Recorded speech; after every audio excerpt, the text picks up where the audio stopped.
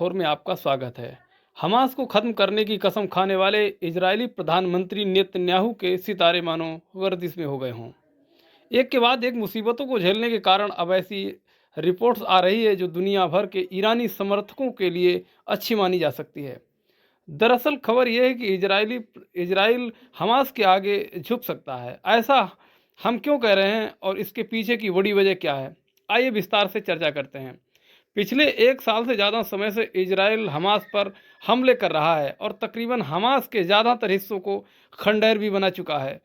इसके बावजूद इजरायली बंधकों को अभी तक रिहा कराने में नेतन्याहू और आईडीएफ के हाथ पूरी तरीके से खाली हैं। बार बार इजराइल को चेतावनी नकारते हुए हमास के लड़ाकों ने इजराइल को इस कदर मजबूत कर दिया है कि दुनिया भर में इजराइल को लेकर तमाम तरीके की चर्चाएं और बातें कही जाने लगी हैं। जैसे इजरायली सेना हमास के आगे पस्त हो रही हो या फिर इजराइल की सेना में युद्ध लड़ने को तैयार नहीं है। इजराइल के अंदर ही हमास की शर्तों पर झुकने की चर्चाएं भी तेज हैं। इजरायली प्रधानमंत्री नेतन्याहू पर भी दबाव बढ़ता जा रहा है। कामयाबी न मिलना भी उनके लिए सत्ता से बेदखल होने की सबसे बड़ी वजह बन सकती है। इजराइल की सड़कों पर आए दिन बंधकों की रिहाई के लिए डील को लेकर प्रदर्शन भी हो रहे हैं। दूसरी ओर लेबनान की धरती से हिजबुल्लाह भी आए दिन इजरायली शहरों पर हमला कर रहा है।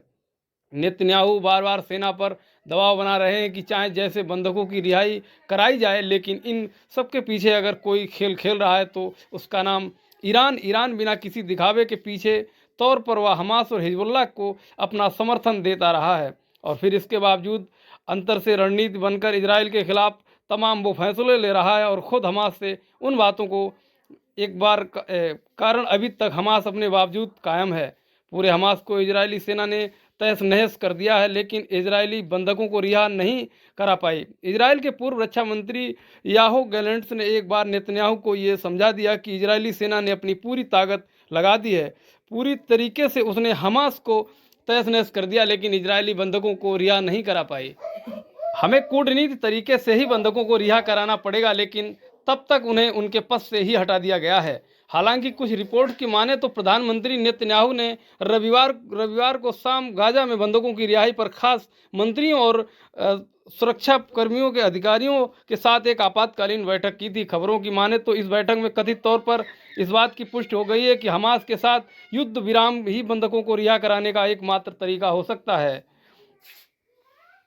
इजरायली कहा जा सकता है कि अब नेतन्याहू के लिए मुश्किलों की राह बढ़ चुकी है और फिर उनके वजूद को बचाने के लिए एक ही राह है, वो भी जाता है सीधे युद्ध विराम के साथ और हमास की शर्तों के साथ। इस रिपोर्ट को लेकर आपकी अपनी क्या प्रतिक्रिया है?